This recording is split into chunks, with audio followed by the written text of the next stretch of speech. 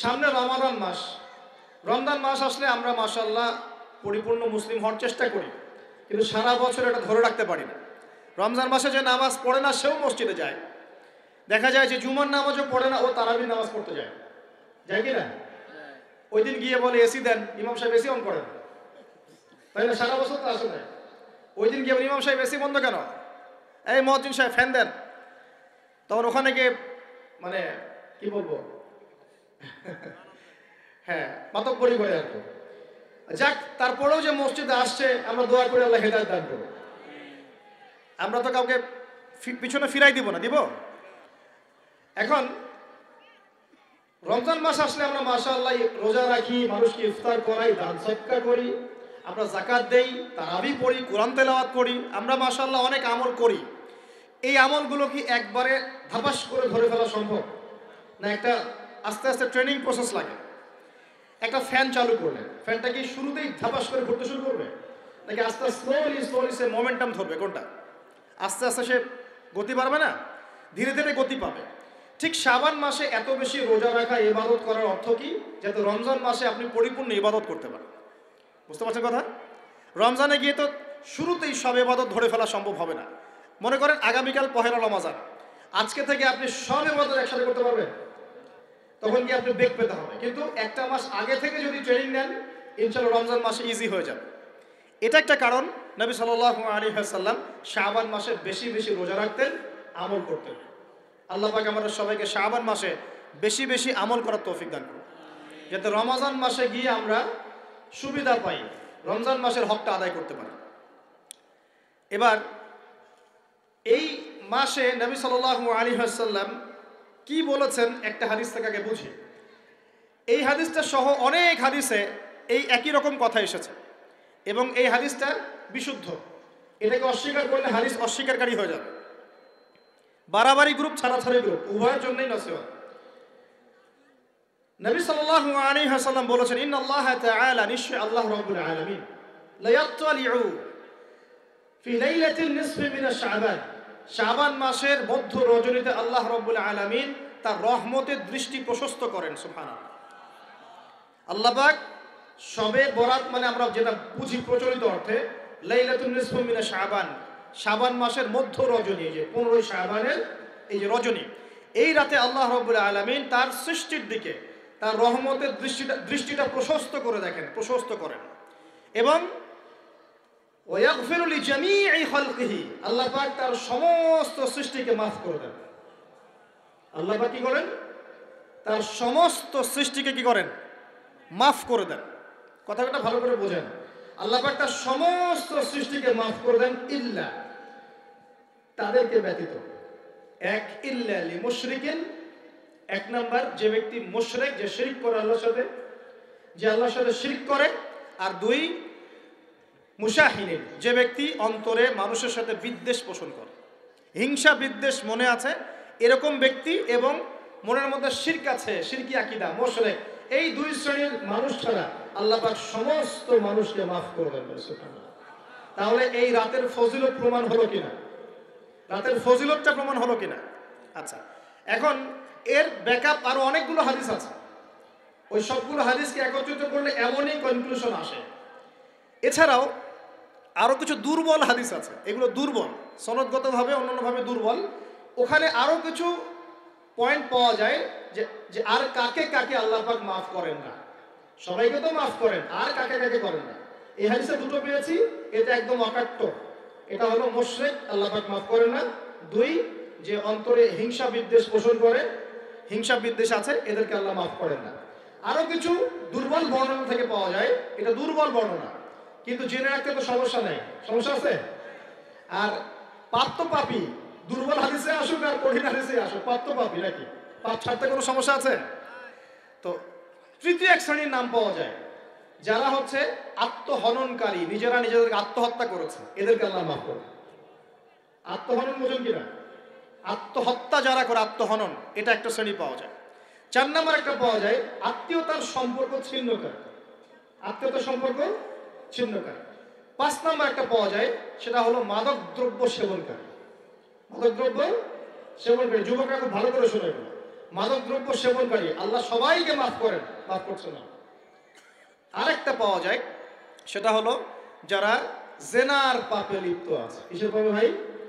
জেনার পাপ। এরকম আর কিছু ব্যাকআপ পাওয়া যায়, কিন্তু এগুলোর বর্ণনা দুর্বল। বর্ণনা কি দুর্বল, কিন্তু পাপ তো পাপই নাকি? এই পাপগুলো তো পাপ। এই পাপগুলো করলে কি আল্লাহ খুশি হন? অকাট্য সহি থেকে পাওয়া যায় এই দুইটা, মুশরিক এবং মুশাহিদ। যারা শিরক করে, অন্তরে বিদ্বেষ পোষণ করে, আল্লাহ পাক এদেরকে মাফ করেন। এখন আগে জানি শিরক থেকে কিভাবে বাঁচবো, শিরক কি এবং কেন, তারপরে জানবো হিংসা বিদ্বেষ, তারপরে আমরা যাব এই রাতটা আমরা কি করতে পারি।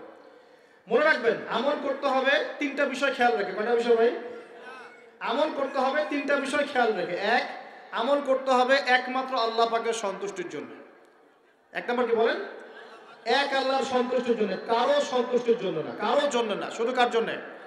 দলিল হচ্ছে ইন্নাস সালাতি ওয়া নুসুকি ওয়া মাহইয়ায়া ওয়া মামাতি লিল্লাহি রাব্বিল আলামিন ফাসাল্লি লিরাব্বিকা ওয়ানহার।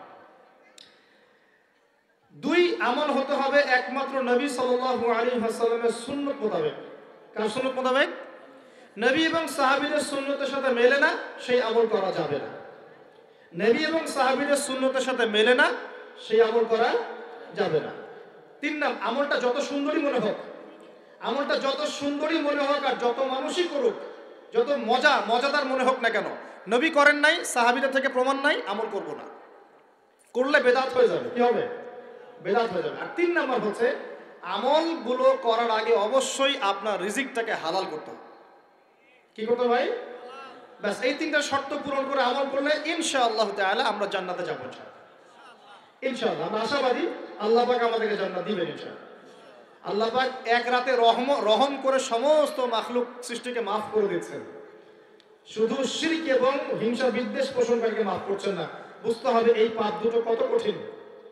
এবার আসেন, প্রথমে একটু শিরক নিয়ে কথা বলি, তারপরে মুশাহিদ নিয়ে কথা বলি। ধৈর্য ধরবেন তো নাকি? দেরি হচ্ছে?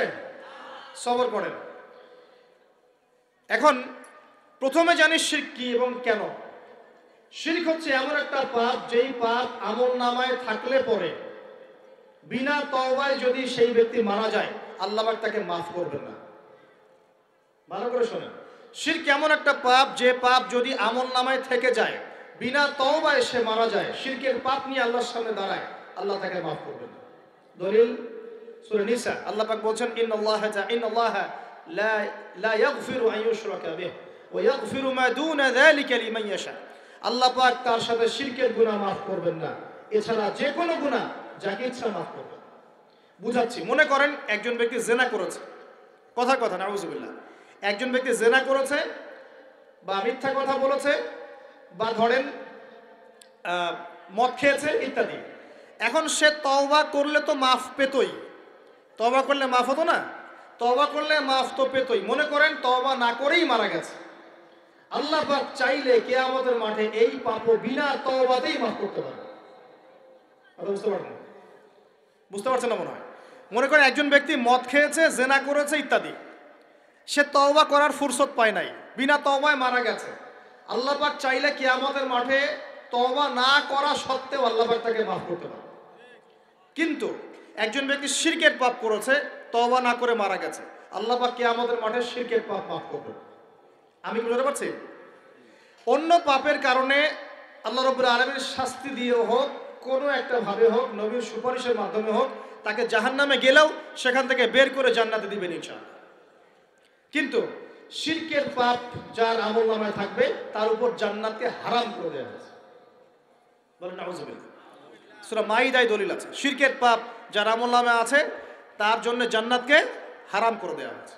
শিরক মানে অংশীদার সাব্যস্ত করা, আল্লাহ পাকের সাথে কাউকে সমকক্ষ করা। শিরক কত প্রকার হয়? উত্তর 3 প্রকার। কয় প্রকার ভাই? বিশ্বাসে শিরক হয়, মানে আকীদায় শিরক হয়; আমলে শিরক হয়, মানে কাজে শিরক হয়; কথা বা লিসানে শিরক হয়। মনে থাকবে? 1 নাম্বার কিসে শিরক হয়? বলেন আমার সাথে। বিশ্বাসে শিরক হয়, আকীদায় শিরক হয়। 2 নাম্বার আমলে শিরক হয়, কাজে শিরক হয়। 3 নাম্বার কথায় শিরক হয়। কয়েকটা এক্সাম্পল দিয়ে বুঝতে পারবো। একজন ব্যক্তি মনে করেন বিশ্বাস করে যে আল্লাহ বলতে কেউ নাই, কি হবে এটা? বলেন, শিরক। একজন ব্যক্তি মনে করেন বিশ্বাস করে যে আল্লাহ আছে আরো ইলাহ আছে, তাহলে কি হবে? কেউ যদি বিশ্বাস করে আল্লাহর সন্তান আছে, কি হবে? কেউ যদি বিশ্বাস করে মহাবিশ্ব আল্লাহ সৃষ্টি করে নাই, বিগ ব্যাং থেকে সৃষ্টি হয়েছে, কি হবে? কেউ যদি বিশ্বাস করে আল্লাহ মানুষকে সৃষ্টি করে নাই, মানুষ বানর থেকে হয়েছে, কি হবে? আচ্ছা, বিশ্বাসগত সে। কেউ যদি মনে করে আল্লাহ ছাড়া অমুকে আমার সন্তান দিতে পারে, কি হবে? কেউ যদি বিশ্বাস করে যে আল্লাহকে পাওয়ার জন্য আমাকে মাধ্যম ওসিলা পূজা করতে হবে, তাহলে কি হবে? কেউ যদি চন্দ্র সূর্য গ্রহ নক্ষত্র গাছপালা মূর্তি এসবে পূজা করে, কি হবে? এগুলো বিশ্বাসগত শিরক। কেমন শিরক ভাই? বিশ্বাসগত শিরক। 2 নম্বর আসেন আমলগত, কাজগত শিরক। কেমন? মনে করেন সেজদা করতে হয় কার জন্য? কেউ যদি এখন কবরে গিয়ে সেজদা করে, কি হবে? আল্লাহর জন্য সেজদা করতে হয় না কবরে সেজদা করতে হয়? সেজদা কার জন্য? আচ্ছা, তাহলে শিরক হবে। কুরবানি কার জন্য করতে হয়? কেউ যদি এখন মনে করেন জিনকে সন্তুষ্ট করার জন্য কুরবানি করে দেবে, কি হবে? এখনকার যুগে কিন্তু বহু মানুষ জিনের উপাসনা করে। এখনকার যুগে বহু মানুষ জিনের উপাসনা করে। আর জিন বলে একটা জাতি আছে, আমাদের সাথে চলাফেরা করে, আমরা দেখতে পারি না। আমরা কি সব দেখতে পারি? আমরা কি সব জানি? আমরা তো আমাদের আত্মাকেই দেখতে পারি না। এত ঘুমাই গেছে, আত্মা চলে গেছে, দেখতে পাচ্ছেন? আর আমরা কি জানি? আমরা কতটুকু জানি? আগামীকাল কি হবে আপনার সাথে বলেন দেখি, কেউ জানে? আমাদের জ্ঞান কত ক্ষুদ্র, বুঝতে পারলাম। আগামীকাল কি হবে তাই জানি না, আমার আত্মাকেও চোখে দেখি না। আর আমি যদি দাবি করি এখন আমি সব জানতাম, তাহলে কি হবে? অতএব জিন জাতি আমাদের মধ্যেই আছে কি নাই? ওমা খালাকতুল জিন্না ওয়াল ইনসা ইল্লা লিয়াবুদুন। আমি জিন আর মানুষকে শুধুমাত্র আমার ইবাদত করার জন্যই সৃষ্টি করেছি। আল্লাহ পাক আমাদের সবাইকে আল্লাহ পাকের সত্য বোঝার তৌফিক দান করুন। এবার আসেন, আপনাদের পার্বত্য এলাকায় জিনের উপাসনা হয়। এখন বলেন ভাই কেমন করে জানলেন? যত তান্ত্রিক মান্ত্রিক কবিরাজ জাদুকর সব এই পাহাড়ি এলাকায় ঘুরে বেড়াচ্ছেন, এবং চোখ কান খোলা রাখলে আপনারাও বুঝতে পারবেন। জিনের উপাসনা করলে অনেক কিছু ভেলকিবাজি দেখানো যায়। জিনকে আল্লাহ পাক কিছু ক্ষমতা দিয়েছে। জিন অনেক দূর থেকে দেখতে পারে। মনে করেন যে কেউ একজন এখানে বসে আছে, সে দাবি করছে যে সে অলৌকিক ক্ষমতার অধিকারী, অথচ ওর কাছে জিন আছে। কি আছে? জিন। এখন আপনি শুনেছেন যে অমুক জায়গায় অমুক বাবা আছে, সে অনেক বড় ক্ষমতার অধিকারী, তো যাই দেখি ওনার কি ক্ষমতা। এখন আপনি রাস্তায় আসছেন, তার সেই জিন তো আগেই দেখতে পাচ্ছে আপনি আসছেন দূর থেকে, সে আগে খবর দূর আসতেছে মক্কেল, ওই যে মক্কেল আসতেছে। এখন সে বললো যে ওই ব্যক্তির সাথে যে জিন আছে ওর সাথে কানেকশন করো। সবার সাথে একটা জিন আছে না? আছে কি নাই? একটা করে জিন শয়তান আছে না সবার সাথে? 2 জন ফেরেশতা, 1 জন জিন, সবার সাথেই আছে। আছে কি নাই? আপনার জিন জানে আপনার সাথে অতীতে কি হয়েছিল? জানে তো। আপনার জিন আপনার সাথে আছে না শুরু থেকে? তাহলে আপনি 1 মাস আগে কি করেছেন আপনার জিন তো জানে। ও ভবিষ্যৎ জানে না, কিন্তু অতীত তো জানে। ও তো ভবিষ্যৎ জানে না, কিন্তু অতীতে আপনি কি করেছেন ও তো জানে না? এখন ওর সাথে এই কারিনের সাথে যোগাযোগ করছে। ওকে বলছে এই তো 1 মাস আগে অমুক মেয়ের পিছনে দৌড়াইছিল, 1 মাস আগে অমুক একটা মেয়ের পিছনে দৌড়াইছে, ওই মেয়েকে পাওয়ার খুব চেষ্টা করছে। তো 1 মাস আগে ব্যবসায়ী কাজ করছে, তো 1 মাস আগে ওই কাজ করছে। এখন আপনি হেঁটে হেঁটে আসলেন, এদিকে খবর পাস করা শেষ, এসে বললেন বাবা আপনার কি ক্ষমতা, আমি আপনার ক্ষমতার নিদর্শন দেখতে চাই। সেই বাবা এখন বলছে যে তুই তো সেই ব্যক্তি না, তোর নাম অমুক না? আপনি তো ভেবা চাকা খেয়ে গেলেন। হ্যাঁ তাই তো, আমার নাম তো অমুক। তুই তো 1 মাস আগে এই মেয়ের পিছনে ঘুরছিস না? হ্যাঁ তাই তো, আপনি কেমন করে জানলেন? তুই 1 মাস আগে এই কাজ করছিস না? তাই তো, আপনি কেমন করে জানলেন?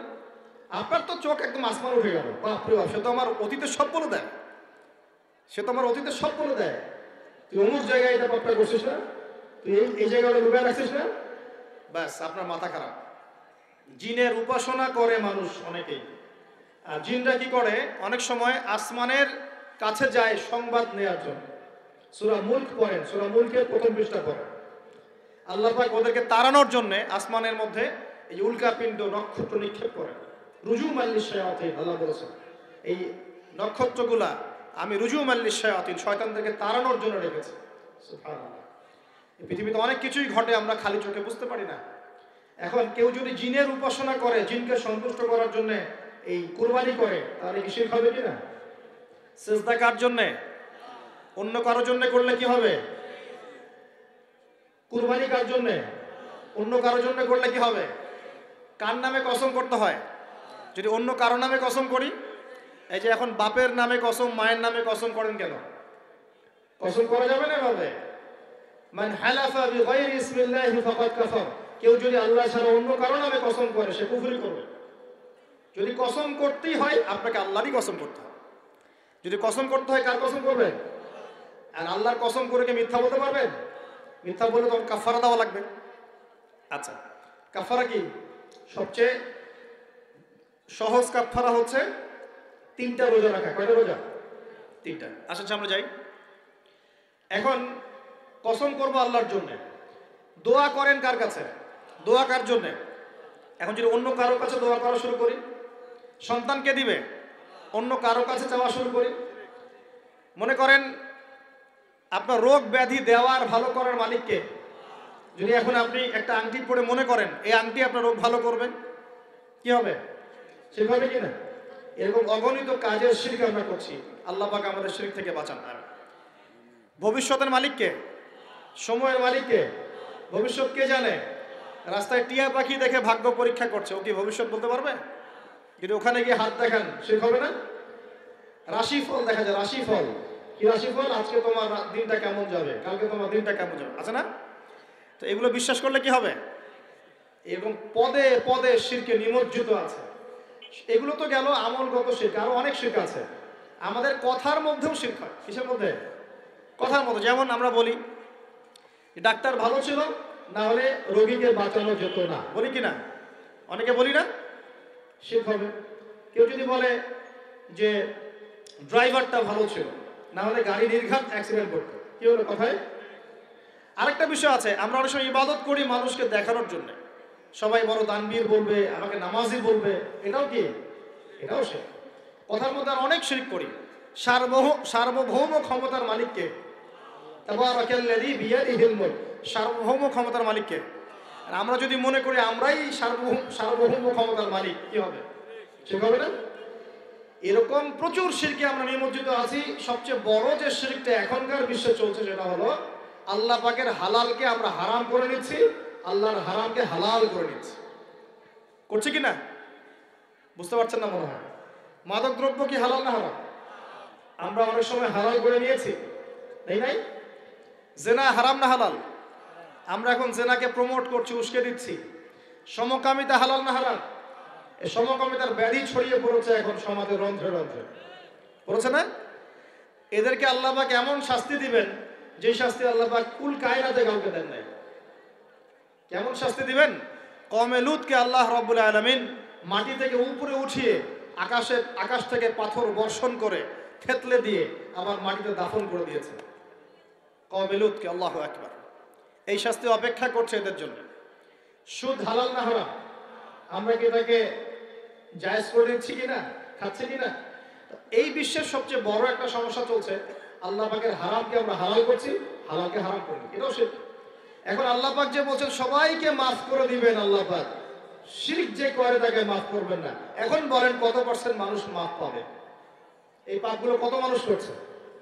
সবাই করছে না? মোটামুটি সবাই মোটামুটি শিরক করছে। আমরা আল্লাহ পাক আমরা সবাইকে শিরকের পাপ থেকে বাঁচিয়ে রাখে না। এর পাশে একটা শিরক আছে রিয়া বা গোপন শিরক, লোক দেখানো আমল, এটাও গোপন শিরক।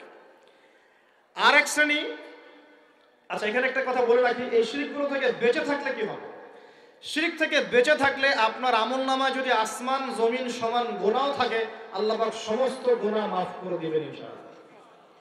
মনে করেন একজন ব্যক্তির আমলনামায় জেনা, সুদ, ঘুষ, হাবি জাবি দুনিয়ার পাপ দিয়ে ভর্তি, কিন্তু কোনো একটা কারণে বা কোনো একভাবে তার আমলনামায় শিরকের কোনো গুনাহ নাই, শিরক করে নাই, ইনশাআল্লাহু তাআলা কোনো না কোনো ওসিলায় হলেও আল্লাহ পাক তাকে কিয়ামতের মাঠে মাফ করে দেবেন ইনশাআল্লাহ। একটা হাদিস বললেই যথেষ্ট হবে, তারপরে সামনে যাব। রাসূল সাল্লাল্লাহু আলাইহি ওয়াসাল্লামকে আল্লাহ পাক মেরাজের রাতে ওয়াদা করেছেন। কোন রাতে ভাই?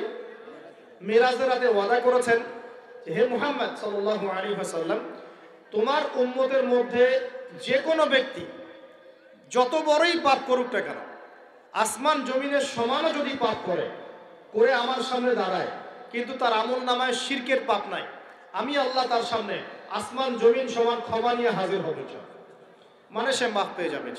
অতএব শিরক মুক্ত আমল করতে পারলে ইনশাআল্লাহ এই নিসফু মিনাশ শাবান, লাইলাতুন নিসফি মিনাশ শাবান, এই শবে বরাত যেটা আপনারা বলছেন, এই রাতে আল্লাহ পাকের ক্ষমা আমরা পেয়ে যাব ইনশাআল্লাহ। শিরক মুক্ত আমল করতে পারলেই ক্ষমা হবে ইনশাআল্লাহ। আল্লাহ পাক আমাদের সবাইকে শিরক থেকে বেঁচে থাকার তৌফিক দান করুন। এই শিরক সম্পর্কে বিস্তারিত জানার জন্য শিরক কি ও কেন, কিতাব ও তাওহীদ, তারপরে কোরআন সুন্নাহর আলোকে ইসলামী আকীদা, এই বইগুলো পড়াশোনা করেন, ইনশাআল্লাহ জানতে পারবেন। আর এক শ্রেণীর মানুষকে আল্লাহ পাক মাফ করবেন না। এরা কারা? মুশাহিন। মুশাহিন মানে কি? যারা একে অপরের সাথে হিংসা বিদ্বেষ পোষণ করে। এখন বলেন দেখি, হিংসা বিদ্বেষ পোষণ করেন এমন মানুষ আছে এখন? বলেন দেখি। রাজনৈতিক অঙ্গনে একজন আরেকজনের সাথে হিংসা করছে কিনা? সামাজিক নেতৃত্ব নিয়ে একজন আরেকজনের সাথে হিংসা করছে কিনা?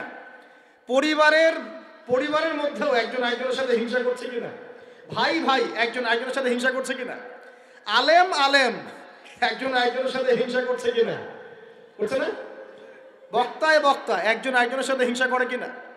ধর্ম থেকে শুরু করে বিশ্ব রাজনীতি পর্যন্ত হিংসার দাবানলে এখন পুরো বিশ্বের মানুষ জ্বলে পড়ে শেষ হয়ে যাচ্ছে, হচ্ছে না? মহিলা হিংসা করে কিনা? সতীনে হিংসা করে কিনা? সতীন বোঝেন কিনা? বিয়েই তো করেন নাই, সতীন বুঝবেন কি? সতীন কি জিনিস? দুই বউ, এক বউ আরেকবার কি হয়? সতীনে হিংসা করে কিনা? আয়েশা রাদিয়াল্লাহু আনহার বাসায়, মানে ঘরে নবী সাল্লাল্লাহু আলাইহি ওয়াসাল্লাম বসে আছেন, ঢুকেছেন, আর অন্য একজন স্ত্রীর ঘর থেকে একটা খাবার আসতে পারে না, ভালোবেসে মহব্বত করে হাদিয়া দিয়েছেন। আয়েশা রাদিয়াল্লাহু আনহা যখন দেখলেন তার ঘরের মধ্যে খাবার পাঠিয়েছে অন্য একজন স্ত্রী, পুরো থালাটাকে মাথার উপর নিয়ে ধাবাস করে ভেঙে ফেলে দিলেন। তো রাসূলুল্লাহ সাল্লাল্লাহু আলাইহি ওয়াসাল্লাম মুচকি হাসছেন, আর উপস্থিত হয়তো আরো দু একজন ছিলেন, তাদেরকে বলছেন তোমাদের মা রাগ করেছে। তিনি নিজেই হাতে সেগুলো তুললেন, সব ভাঙাচুরা পিসগুলো নিজে তুলে রেখে দিয়ে ভালো থালা বাটিগুলো হাদিয়া পাঠালেন ওই স্ত্রীর ঘরে, যে ঘর থেকে খাবার এসেছে। এইভাবে ডিল করতে হয়। রাসূল সাল্লাল্লাহু আলাইহি ওয়াসাল্লাম তখন রাগ হন নাই, কেন এই কাজ করলা? আরেকদিন আয়েশা রাদিয়াল্লাহু আনহা একটা কথা বলে ফেলেছেন। নবী সাল্লাল্লাহু আলাইহি ওয়াসাল্লাম তার কোন এক স্ত্রীর কাছ থেকে এসেছেন। আয়েশা রাদিয়াল্লাহু আনহা বলছেন, আপনি তার কথা কিভাবে স্মরণ করেন? সে তো একটু খাটো, এরকম একটা কথা বলেছেন, সে তো একটু খাটো, একটু বেটে। আয়েশা রাদিয়াল্লাহু আনহাকে আমাদের নবীজি বলছেন, শোনো, তুমি এমন একটা কথা বলেছো, আমাদের সবার জন্য হেদায়েত আছে, তুমি এমন একটা কথা বলেছো, এই কথাটা যদি সমুদ্রের সাথে মিশিয়ে দেওয়া হয়, পুরো সমুদ্রের পানি দূষিত হয়ে যাবে বলে নাউযুবিল্লাহ। এই যে এতটুকু কথা, যে সে তো একটু খাটো ইয়া রাসূলুল্লাহ, এই যে এতটুকু কথা খালি, এই যে অত কালো, অত অমুক, অত তমুক, অত গরিব, অত কৃষক, অত ছোট লোক, অত এই যে রিক্সাওয়ালা, আমরা কথা বলি না এগুলো? আমাদের এগুলো কথা আছে না সমাজে? এগুলো বলার সাথে সাথেই এটা এমন পাপ হয়ে যায়, সাগরের মধ্যে এই পাপ মিশিয়ে দিলে সাগরের পানি নষ্ট হয়ে যাবে। এরকম হিংসা বিদ্বেষ মনে থাকলে তাজকিয়া পাওয়া যায় না। তাজকিয়া মানে আত্মশুদ্ধি। তো এখানে এটা স্বভাব সুলভ, মানুষের মধ্যে এসে যায়, আসে কিনা? আসে না?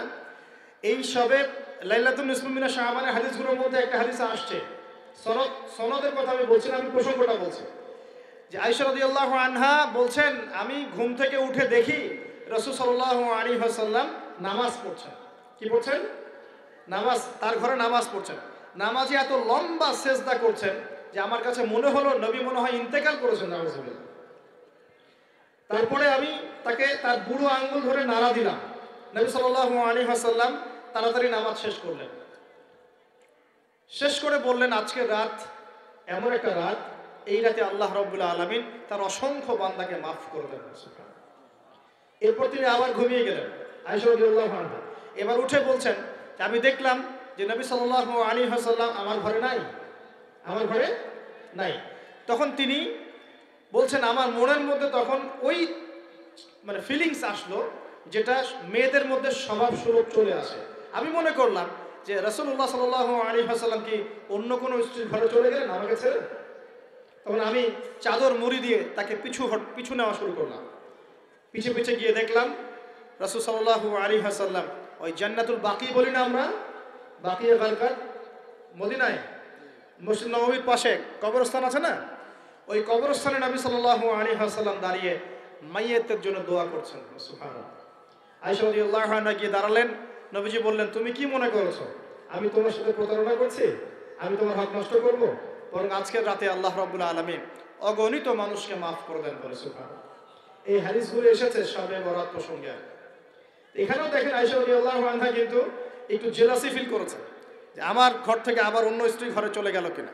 এগুলো স্বভাব সুলভ, এগুলো আসতে পারে, এগুলো মানুষের মধ্যে কি আসতে পারে, কিন্তু বিদ্বেষ পোষণ করে একে অপরের ক্ষতি করে দেওয়া, এই কাজগুলো যারা করবে আল্লাহ পাক এই রাতে ওদেরকে মাফ করবেন না। এখন আমাদের জন্য আগে নসিহত দুইটা, এই রাত্রের ফজিলত পেতে হলে নসিহত আগে দুইটা। এক, আমাদের আকীদা আমলে কোনো শিরক থাকা যাবে না, বলি আমিন। আল্লাহ কবুল করুন। আমাদের আকীদা এবং আমলে কোনো প্রকার শিরক রাখা যাবে না। দুই, আমরা মনের মধ্যে কোনো ভাইয়ের প্রতি হিংসা বিদ্বেষ রাখবো না। রাখবো ইনশাল্লাহ? না রাখবো না? আমরা কোনো ভাইয়ের প্রতি হিংসা বিদ্বেষ পোষণ করবো না ইনশাল্লাহ। একটা হাদিস বললেই আপনি বুঝে ফেলবেন, তারপর আমি সামনে যাচ্ছি, এরপরে আমি আস্তে আস্তে ফিনিশিং দেবো ইনশাল্লাহ। আল্লাহর রাসূল বলেছেন সাল্লাল্লাহু আলাইহি ওয়াসাল্লাম, তিনি বলেছেন যে তোমরা ততক্ষণ পর্যন্ত জান্নাতে যেতে পারবে না, ভালো করে শোনেন, তোমরা ততক্ষণ পর্যন্ত জান্নাতে যেতে পারবে না যতক্ষণ তোমরা প্রকৃত মুমিন না হচ্ছ, প্রকৃত মুমিন না হচ্ছ। আর তোমরা ততক্ষণ পর্যন্ত প্রকৃত মুমিন হতে পারবে না যতক্ষণ পর্যন্ত না পরস্পরকে ভালো না বাসছো।